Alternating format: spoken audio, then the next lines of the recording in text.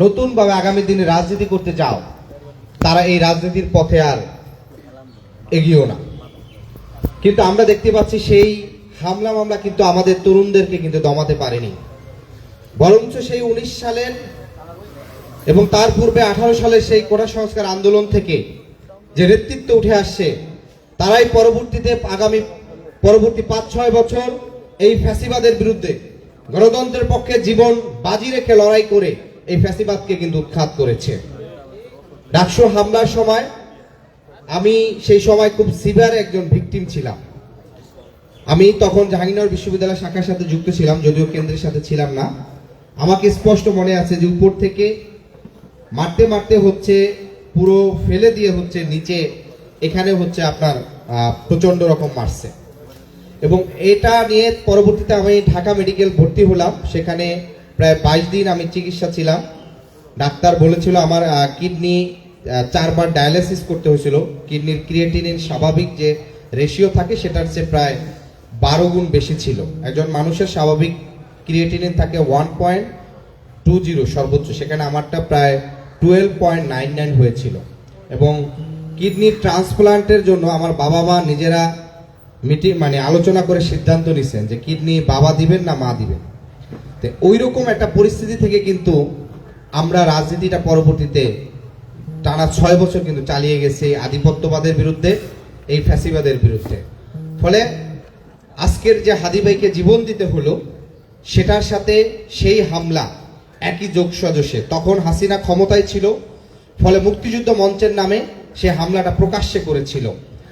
আর এখন যেহেতু তারা ক্ষমতায় নেই, ফলশ্রুতিতে প্রশাসনে থাকা তাদের সেই প্রেতাত্মা দোষর প্রতিবেশী রাষ্ট্রে বসে শেখ হাসিনার সেই এই সময়ের তরুণ নেতৃত্বদেরকে মেরে ফেলার যে নীল নকশা, তার ধারাবাহিকতায় আজকে প্রথম একেবারে জীবন দিয়ে প্রমাণ করতে হয়েছে ওসমান হাদিকে।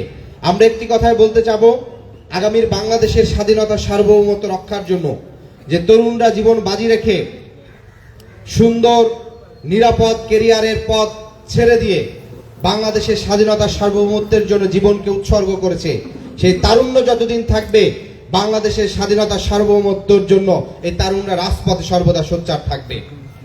আমরা কখনোই এই তরুণদের যে রাজনীতি আছে, আজকে ওসমান হাদিকে হত্যার ফলে বিএনপির যারা নির্বাচনী প্রচারণা করছেন কিংবা জামাত ইসলামের যারা করছেন, তাদের হয়তো একটা নিরাপত্তার সংখ্যা হচ্ছে, তারা চিন্তা করছে তাদের উপর হামলা হবে।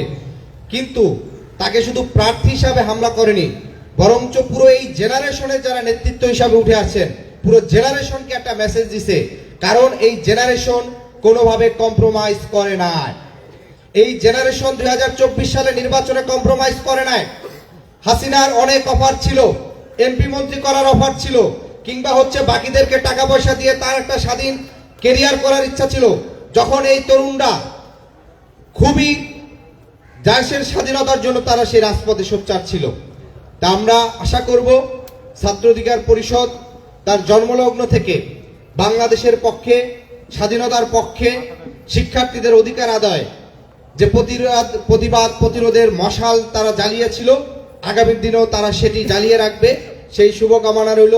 একই সাথে ডাকসু হামলার এখনো ভিকটিম যারা এখনো তারা সাফার করছে, বিশেষ করে আমার এখনো 19 সালের পর থেকে আমার স্পষ্ট মনে আছে আমি কখনো প্রেশারের ওষুধ খেতাম না, আমার কখনো ঠান্ডার ওষুধ খেতে হতো না। কিন্তু 19 সালের পর থেকে প্রতি শীতে আমার এই শ্বাসকষ্ট হয়। আমি রাতে ঠিক মতন এই শ্বাসকষ্টের কারণে আমার অসুবিধা হয়, মাঝে মাঝে ডাক্তার দেখাইতে হয়। অর্থাৎ এই যে ফ্যাসিবাদের চিহ্ন নিয়ে, নির্যাতন নিয়ে আমরা জীবনযাপন করছি, কিন্তু আমরা আমাদের সত্যের পথ থেকে, আমাদের লড়াইয়ের পথ থেকে আমাদেরকে বিচ্যুত করতে পারবে না। উপস্থিত সবাইকে সংগ্রামী শুভেচ্ছা এবং ধন্যবাদ।